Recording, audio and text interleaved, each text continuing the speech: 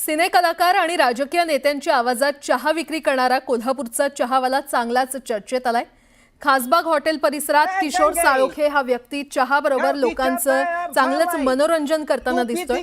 शरद पवार, दादा कोंडके, निळू फुले यांचे लीलया आवाज तो काढतो। त्याची ही मिमिक्री पाहत कोल्हापूरकर चहाची तलफ भागवतायत।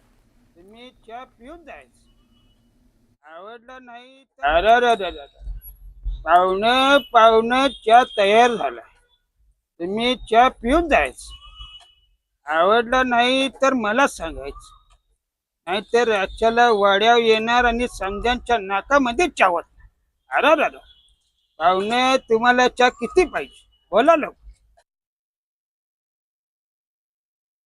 बोला दादा, या मायला चहा आता ताजा गेला, ताजा या मायला ताजा ताजा प्यायचा आणि आनंदी राहायचं।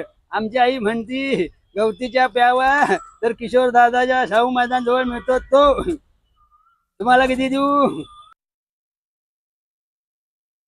गंगे, गावठी चहा तयार झालाय, तू पिती का मी सगळा संपू?